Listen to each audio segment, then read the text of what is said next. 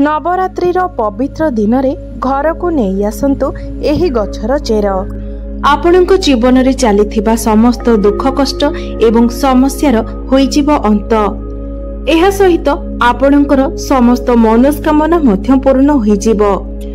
आपणक जीवन रे जे कोनोसी भी समस्या चली थाउ ताहा धनजनित समस्या हेउ किंबा चाकरी को नहीं हेउ किंबा व्यापार वाणिज्य को नहीं हेउ किंबा चाकरी समस्या थाउ एही समस्त समस्या को दूर करिदेब एही गछर चेर।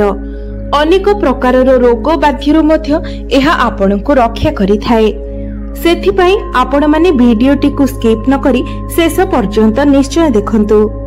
तेबे बंधु माने भिडियोटी रे आगो को बढ़िबा पूर्वरु भिडियोटी को लाइक करी चैनल टी को सब्सक्राइब करि दियंतु एवं कमेंट बॉक्स रे भक्ति एवं श्रद्धार सहित जय मां लक्ष्मी निश्चय लिखंतु।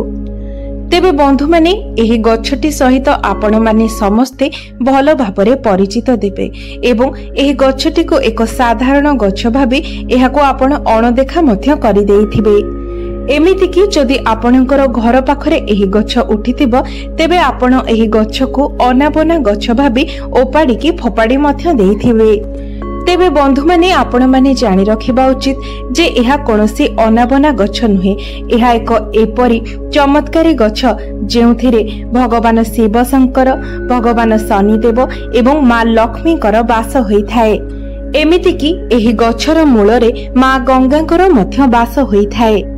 तेबे आपण जदि एही गछर तांत्रिक एवं आयुर्वेदिक गुण विषय जानि नेबे तेबे आपणको पाई मध्य एही गछटी अत्यंत मूल्यवान होइजिबो एवं एही गछटी को आपण मध्य निजर दिनचर्या रे व्यवहार करबाको लागिबे। जदि आपण निज जीवन रे दुख दारिद्र्यता कष्ट एवं अनेक गुड़िए समस्या पाई चिंतित अछंती तेबे एही गछर व्यवहार करी आपण से समस्त समस्यारू मुक्ति पाई पारिबे। तेबे सरल भाषा रे कहिबाकू गले जदि आपणक जीवन रे धनजनित समस्या देखा जाउछि धनजनित समस्या को नै आपण चिंतित अछंती तेबे एही गछ को जदि आपण सठिक भाबरे साधना करि नेबे अर्थात एही गछ सहित जड़ित उपाय गुडी को आपण सठिक भाबरे करि नेबे तेबे निश्चय भाबरे आपणको मां लक्ष्मी कर कृपा प्राप्त हेबो एवं आपणको जीवन रे चलीथिबा समस्त धनजनित समस्यार मध्य समाधान होइजिबो एवं विभिन्न दिगरु आपणकर रोजगार हेबो जहा फल रे आपणकर आर्थिक स्थिति मध्य धीरे धीरे सुदृढ़ हेबाको लागिबो। एमिति कि जदि आपण शत्रुंको द्वारा पीड़ित हेउछंती शत्रुजनित समस्यार सम्मुखीन हेउछंती तेबे सठिक भाबरे एही गछर साधना करिनेबा द्वारा भगवान शनिदेवको कृपारु आपणको शत्रु पीड़ारु मध्य मुक्ति मिलिबो। एमिति कि अन्य किछि कारण पाई जदि आपण निज जीवन रे चिंतित थिले आपणकर भाग्य आपणकर साथ देउ नथिला तेबे आपणको सठिक भाबरे एही गछटीर साधना करिबाको हेबो एवं प्रभु भोला शंकरंकर आशीर्वाद मध्य प्राप्त करिबाको हेबो एवं आपण जदि प्रभु भोला शंकरंको प्रसन्न करि नियंती तेबे काल भी आपणकर किछि असुविधा करि परिबो नाही कारण भगवान भोला शंकर हेउछंती कालकर काल महाकाल तांकर आशीर्वाद जहाको प्राप्त होइथाय कोनोसी भी शक्ति दुनियार कोनोसी भी शक्ति तार किछि भी क्षति करि पारि न थाए। तेबे बंधु माने एही गछर केउ भाग आपणको केउ परिमाण रे व्यवहार करबाको हेबो से विषय जानिबा मध्य अधिक गुरुत्वपूर्ण अटे एवं जेउ विषय आज मो आपणको एही वीडियो रे कहिबाको जाउछि। तेबे बंधु माने एही गछटीर दुईटी गुण रहिछि आयुर्वेदिक गुण एवं तांत्रिक गुण। आयुर्वेदिक गुण अर्थात जदि आपण कोनोसी रोग को नहीं चिंतित अछंती कोनोसी रोग पिछा आपण लक्ष लक्ष टका खर्च करिसेंती तापरे भी आपणको कोनोसी लाभ प्राप्त होई नाही तेबे आपण एही गछटीर व्यवहार निश्चय भाबरे करि पारिबे। तापरे आपण निजे देखिबे जे आपणकर बेमारी निश्चय भाबरे धीरे धीरे भलो हेबाकू लागिबो। एही गछटीर महत्व आयुर्वेदिक रे बहुत अधिक रही अछि एवं जदि आपण एही गछटीर तांत्रिक प्रयोग विषय जानि नेबे तेबे आपण निज जीवन रे केबे भी कष्ट देखिबाकू पाइबे नाही। धनर स्रोत आपणको पई बढ़िबाकू लागिबो धीरे धीरे आपणको गृह को धनर आगमन मध्य बढ़िबाकू लागिबो। तेबे एही गछटीर ना हेउछि अपमार्ग गछ एवं एही गछटी सहित आपण माने निहाती भाबरे भलो भाबरे परिचित थिबे, कारण आम ओडिसा रे एही गछटी बहुत अधिक परिमाण रे देखिबाकू मिली थाए। प्रायतः सबु जगह रे एही गछटी रही थाए। तेबे बंधु माने एही गछटीर नाम एथिपाई अपमार्ग, कारण अपमार्गर अर्थ हेउछि ओलोटा चलिबा एवं एहार मंची गुड़िक गछरे ओलोटा भाबरे रही थाए। तेबे एहार एही मंची गुड़िक ओलोटा रहिबा ही एही गछर विशेषत्व अटे। तेबे बंधु माने जदि आपण वास्तुशास्त्रर वनस्पति अध्ययनर अध्याय नंबर 51 को जिबे, सेठारे आपण परिष्कार भावरे देखिबाकू पाइबे जे साधु सन्यासी मुनि ऋषि माने एही गछर व्यवहार किपरि करुथिले। पूर्व काल रे एही गछको धर्मशास्त्र रे एक शुभ गछ बोली माना जाउथिला। एपरि मध्य माना जाउथिला जे एही गछर व्यवहार करी आपण निज शरीर रे पुष्टि सारर संतुलन को मध्य रक्षा करि पारिबे।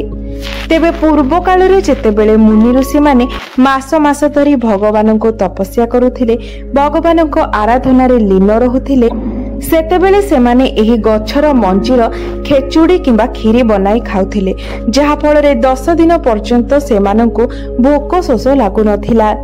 सेथिपाई पूर्व काल रे मुनि ऋषि माने एही गछको सर्वदा निज पाखरे रखुथिले एवं एहार मंचीर व्यवहार मध्य करुथिले।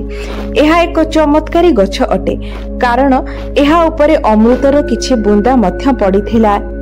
कारण जेतेबेले समुद्रर मंथन होइथिला एवं एही अमृतटी धरा पृष्ठ को आसीथिला, सेतेबेले एही अपमार्ग गछटी उपरे किछि बुंदा अमृत पड़ी जाइथिला, जहा फलरे कि एहार मूलरे मां गंगाकर वास होइथाए। तो जदि आपणको पाखरे पुराणा कालिया लोक केही थिबे, तेबे आपण सेमानक ठारू निश्चय एही कथा बुझी पारिबे जे प्राचीन कालर लोक माने एहार मूलर व्यवहार निश्चय भाबरे करुथिले। सेमाने एही गछर मूलरे दांत घसुथिले। जदि आपणकर दांतरे दरज रहुछि, पायरिया होइछि, दांत हलदिया पड़ी जाइछि किंबा दांतरे बैक्टेरिया जमी जाइछन्ति, तेबे एही सब समस्या पाई एही गछटी आपणक पाई रामबाण परि होई पारे। तेबे आसंतु आमे प्रथमे एही गछर आयुर्वेदिक गुण विषय जानि नेबा, तापरे आमे एही गछर तांत्रिक प्रयोग विषय जानिबा।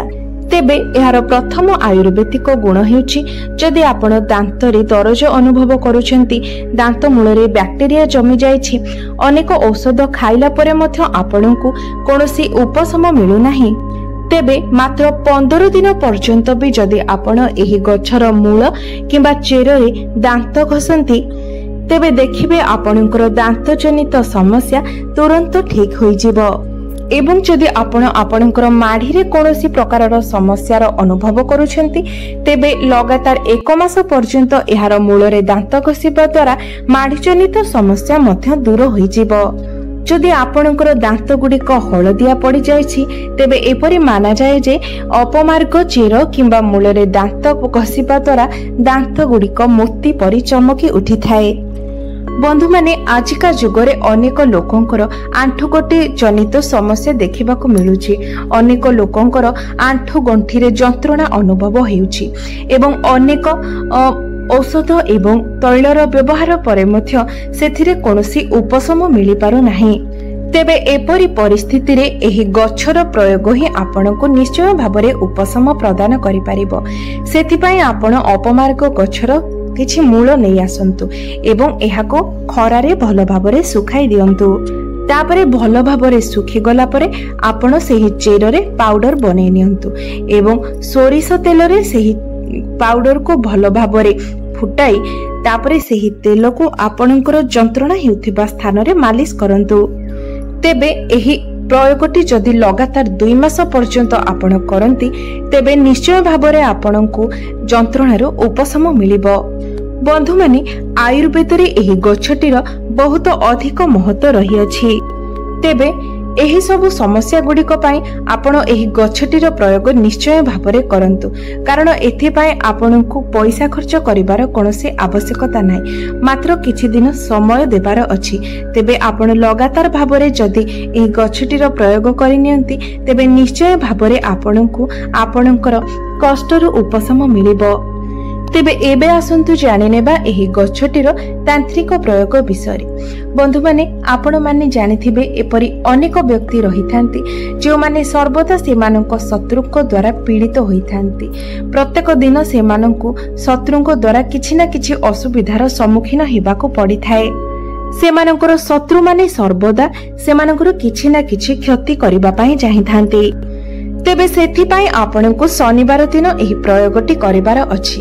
ଶନିବାର ଦିନ ଆପଣ ଅପମାର୍ଗର ମଞ୍ଜି ଛିଡ଼ାଇ ଆଣନ୍ତୁ ଏବଂ ଏହାକୁ ଏକ ନାଲି କପଡ଼ାରେ ବାନ୍ଧି ଦିଅନ୍ତୁ। ତାପରେ ଆପଣ ଏହି କପଡ଼ାଟିକୁ ଧରି ଶନି ଠାକୁରଙ୍କର ମୂର୍ତ୍ତି କିମ୍ବା ଫଟୋର ଗୋଟିଏ ପାଖରେ ବସନ୍ତୁ। ଆପଣ କେବେ ବି ଶନିଦେବଙ୍କର ସାମ୍ନା ସାମ୍ନି ବସିବେ ନାହିଁ, ଡାହାଣ ପାଖରେ କିମ୍ବା ବାମ ପାଖରେ ବସିବେ। ତେବେ ତାପରେ ଆପଣ ଶନି ଚାଳିଶାର ପାଠ କରନ୍ତୁ। ତେବେ ଆପଣଙ୍କୁ 51 ଥର ଶନି ଚାଳିଶାର ପାଠ କରିବାର ଅଛି। ତାପରେ ଆପଣ ଏ ଯେଉଁ କପଡ଼ାଟି ରଖିଥିବେ, ଯେଉଁଥିରେ ଅପମାର୍ଗ ମଞ୍ଜି ବାନ୍ଧି କରି ରଖିଥିବେ, ସେହି କପଡ଼ାକୁ ଆପଣ ଏକ ଏପରି ସ୍ଥାନରେ ରଖନ୍ତୁ ଯେଉଁଠାକୁ କେହି ବି ଯିବା ଆସିବା କରୁନଥିବେ। ତାପରେ ଆପଣ ନିଜେ ଲକ୍ଷ୍ୟ କରିପାରିବେ ଯେ ଆପଣଙ୍କର ଶତ୍ରୁ ଯେତେ ବି ଶକ୍ତିଶାଳୀ ହୋଇଥାଉ, ଏହି ଉପାୟଟି କରିବା ପରେ ସେ ତାର ସବୁ ଚେଷ୍ଟାରେ ବିଫଳ ହେବ। ଆପଣଙ୍କର ଶତ୍ରୁମାନେ ଆପଣଙ୍କର କ୍ଷତି କରିବାରେ ଆଉ କଦାପି ବି ସମର୍ଥ ହୋଇପାରିବେ ନାହିଁ। ଏବଂ ଯଦି ଅକାରଣରେ ଆପଣଙ୍କର କେହି କ୍ଷତି କରିବା ପାଇଁ ଚାହୁଁଥିବ, ତେବେ ଓଲଟା ତାର ହିଁ କ୍ଷତି ହେବ। ଦ୍ୱିତୀୟରେ, ଯଦି ଆପଣ ଚାହୁଁଛନ୍ତି ଆପଣଙ୍କର ବ୍ୟାପାର ବା ବ୍ୟବସାୟରେ ଉନ୍ନତି ହେଉ, ଆପଣଙ୍କୁ ଲାଭ ପ୍ରାପ୍ତ ହେଉ, ତେବେ ଶୁକ୍ରବାର ଦିନ ଆପଣଙ୍କୁ ଏହି ଉପାୟଟି କରିବାର ଅଛି। ଶୁକ୍ରବାର ଦିନ ଆପଣ ଏହାର ମଞ୍ଜିକୁ ଛିଣ୍ଡାଇ ଆଣନ୍ତୁ ଏବଂ ଲାଲ କପଡ଼ାରେ ବାନ୍ଧି ତା ଉପରେ କିଛି ସିନ୍ଦୁର ରଖିଦିଅନ୍ତୁ। ତାପରେ ଆପଣ ଏହାକୁ ନେଇ ନିଜର ବ୍ୟାପାର ବାଣିଜ୍ୟ ସ୍ଥଳରେ ରଖିଦିଅନ୍ତୁ। ଯେଉଁଠାରେ ଆପଣ ପଇସା ରଖୁଛନ୍ତି ସେହି ଡ୍ରରେ ଆପଣ ସେହି କପଡ଼ାଟିକୁ ରଖିଦିଅନ୍ତୁ। ଦେଖିବେ ଧୀରେ ଧୀରେ ଆପଣଙ୍କର ବ୍ୟାପାର ବାଣିଜ୍ୟରେ ଲାଭ ହେବାକୁ ଲାଗିବ ଏବଂ ଧନର ବୃଦ୍ଧି ହେବାକୁ ଲାଗିବ। ତୃତୀୟରେ, ଯଦି ଆପଣଙ୍କୁ ଲାଗୁଛି ଯେ ଆପଣଙ୍କ ପଛରେ ଭୂତ ପ୍ରେତର କିଛି ପ୍ରଭାବ ରହିଛି, ଆପଣଙ୍କୁ ଭୂତପ୍ରେତ ଜନିତ ସମସ୍ୟାର ସମ୍ମୁଖୀନ ହେବାକୁ ପଡୁଛି କିମ୍ବା ଆପଣଙ୍କ ଉପରେ ତନ୍ତ୍ର ମନ୍ତ୍ରର ପ୍ରୟୋଗ କରାଯାଇଛି, କୌଣସି କଳା ଯାଦୁର ପ୍ରଭାବ ରହିଛି, ତେବେ ଆପଣ ନିଶ୍ଚୟ ଭାବରେ ଏହି ଉପାୟଟିର ପାଳନ କରନ୍ତୁ। ଏହି ଉପାୟଟି କରିବା ପରେ ଆପଣଙ୍କ ଉପରେ କୌଣସି ବି ନକାରାତ୍ମକ ଶକ୍ତିର ପ୍ରଭାବ ପଡ଼ିବ ନାହିଁ। ତେବେ ସୋମବାର ଦିନ ଆପଣ ଗୋଟିଏ ଅପମାର୍ଗ ଗଛ ଉପାଡ଼ି ଆଣନ୍ତୁ ଏବଂ ଏହାର ମୂଳଟିକୁ ଭଲ ଭାବରେ ଧୋଇ ନେଇ ଏହାକୁ ନେଇ ଆପଣ ପ୍ରଭୁ ଶିବ ଶଙ୍କରଙ୍କର ମୂର୍ତ୍ତି କିମ୍ବା ଫଟୋ ସାମ୍ନାରେ ବସି 1001 ଥର ଓମ୍ ନମଃ ଶିବାୟ ମନ୍ତ୍ରର ଜପ କରନ୍ତୁ। ତାପରେ ଗୋଟିଏ ଚାନ୍ଦିର ତାବିଜରେ ଏହାର ଚେରକୁ ପୁରାଇ ଆପଣ ନିଜର ଗଳାରେ ଏହି ତାବିଜକୁ ଧାରଣ କରନ୍ତୁ। ଆପଣ ନିଜେ ଦେଖିବେ ଯେ ଯେତେ ବି ନକାରାତ୍ମକ ଶକ୍ତି ହେଉ, ଯେତେ ବଡ଼ ବି କଳା ଯାଦୁର ପ୍ରୟୋଗ ହୋଇଥାଉ, ଆପଣଙ୍କ ଉପରେ ଏହାର ପ୍ରଭାବ କିଛି ବି ପଡ଼ିବ ନାହିଁ। ଚତୁର୍ଥ ଉପାୟଟି, ଯଦି ଆପଣ ସମାଜରେ ନିଜର ମାନ ସମ୍ମାନ ପଦ ପ୍ରତିଷ୍ଠା ବୃଦ୍ଧି କରିବା ପାଇଁ ଚାହୁଁଥାନ୍ତି, ତେବେ ଏହି ଉପାୟଟି ନିଶ୍ଚୟ ଭାବରେ ଆପଣଙ୍କ ପାଇଁ ଫଳପ୍ରଦ ହେବ। ତେବେ ଆପଣମାନେ ନିଶ୍ଚିତ ଭାବରେ ଜାଣନ୍ତି ଯେ ମଙ୍ଗଳବାରଟି ପ୍ରଭୁ ହନୁମାନଙ୍କୁ ସମର୍ପିତ ଅଟେ। ତେବେ ମଙ୍ଗଳବାର ଦିନ ଆପଣ ଏହି ଗଛକୁ ଉପାଡ଼ି ଆଣନ୍ତୁ ଏବଂ ଏହାର ଚେରକୁ ଭଲ ଭାବରେ ଧୋଇ ଶୁଖାଇ ଦିଅନ୍ତୁ। ତାପରେ ଆପଣ ଏହାର ଚେରର ଏକ ପାଉଡର ବନାଇ ରଖିଦିଅନ୍ତୁ ଏବଂ ଆପଣ ଯେଉଁ ବି ତିଳକ ମଥାରେ ଲଗାଉଛନ୍ତି, ସେହି ତିଳକରେ ଆପଣ ଏହି ପାଉଡର ଗୋଟେ ଚୁଟକି ମିଶାଇକି ତିଳକ କରିକି ଲଗାନ୍ତୁ। ଦେଖିବେ ଆପଣ ଯଦି କୌଣସି ଇଣ୍ଟରଭ୍ୟୁ ଦେବା ପାଇଁ ଯାଉଛନ୍ତି, ନିଜର ବିଜନେସକୁ ନେଇ କୌଣସି ମିଟିଂ କରିବା ପାଇଁ ଯାଉଛନ୍ତି, ତ ସେଥିରେ ନିଶ୍ଚିତ ଭାବରେ ଆପଣଙ୍କୁ ସଫଳତା ପ୍ରାପ୍ତ ହେବ। ଏହା ବ୍ୟତୀତ ଏହାକୁ ତିଳକ କରି ମଥାରେ ଲଗାଇବା ଦ୍ୱାରା ଆପଣଙ୍କ କୁଣ୍ଡଳୀରେ ମଙ୍ଗଳଙ୍କର ସ୍ଥିତି ମଧ୍ୟ ମଜବୁତ ହୋଇଥାଏ। तेबे बंधु माने उपाय गुड़िक अत्यंत सहज अटे।